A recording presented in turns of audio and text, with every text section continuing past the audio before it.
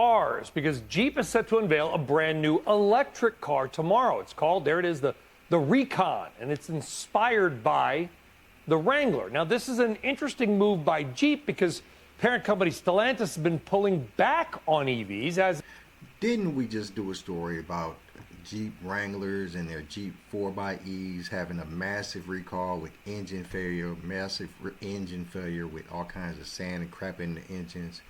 Didn't we do a story maybe a week ago about Jeep not doing well in sales?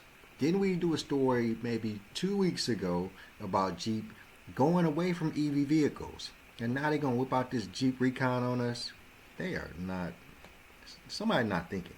Have fellow Detroiters, Ford and GM. So let's talk about this car and what's at stake. CNBC's Mike Whalen, who wrote a piece on CNBC.com, is joining us now. And I don't want to give too much away because I know Phil's got like sort of a first look at the LA Auto Show tomorrow. But I thought Stellantis was done with EVs. Mike, what's going on here? Brian, thanks for having me on. But yeah, I mean, you know as good as anyone, automakers take years to kind of do product planning. And while Stellantis plans, there are still some new models coming out that they've already had kind of in the hopper that are already paid for. The Recon is one of them. We're expected to officially see that tomorrow ahead of the Los Angeles Auto Show. But yeah, in general, it's coming at a very bad time. It's coming at a bad time for Jeep. It's coming bad time for Stellantis.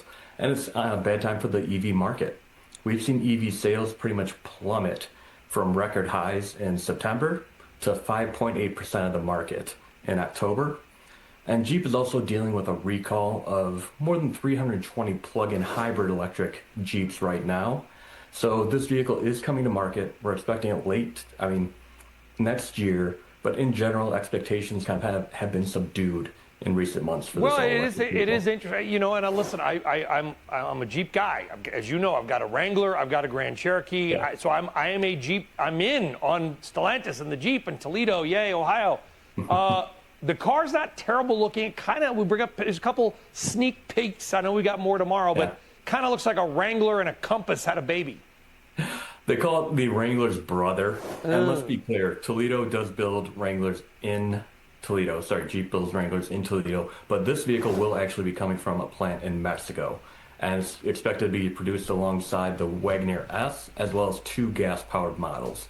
And I've spoken with the Jeep CEO many times, and he has said, you know what, EV sales are going to slow. We know that. But there is a part of a market, part of a buyer who loves these vehicles, and we're going to be there for them. And having that vehicle produced at that plant in Mexico with the gas-powered vehicles means that they can adjust production to demand. I mean, I just don't understand. I don't understand why we keep getting in these situations with these automakers and they keep making these vehicles when they aren't selling the vehicles they already have out in the yard. I mean, we got vehicles that are breaking down, and their most popular, EV SUVs, the 4xE and the Jeep Cherokee, they're both under massive recalls. So why would they think that with all of the bad publicity they've been getting for the EVs, all the publicity that they've been getting saying that they're going to go away from EV vehicles altogether, why would they take this time to put this vehicle out right now?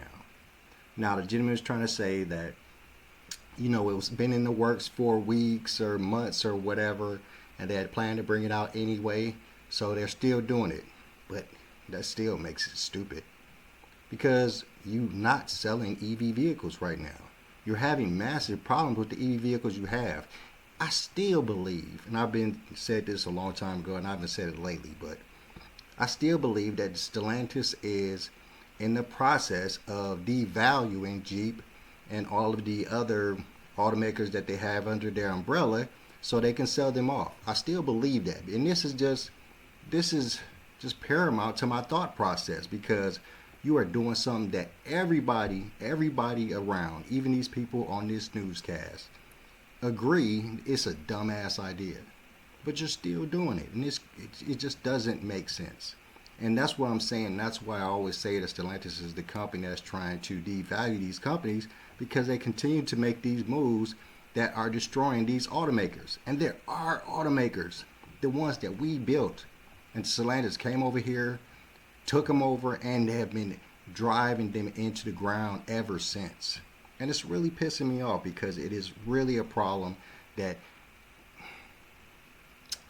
should have never sold our U.S. automakers over to Stellantis. Number one. Should have never gave that away. That is too much of what we are, what we built, and what we were given away to foreign entities. And it was a major mistake. And my biggest thing is we need to get those back. We need to get those back in U.S. hands.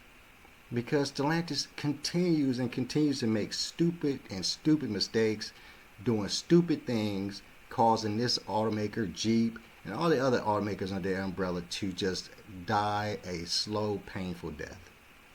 And that means that the U.S. automaker industry as itself is dying a slow, painful death. And it's got to stop. So, we need to get together, man, and do something about this because, honestly, they cannot continue to make all these stupid moves, making our U.S. automakers look crazy. Because you look crazy.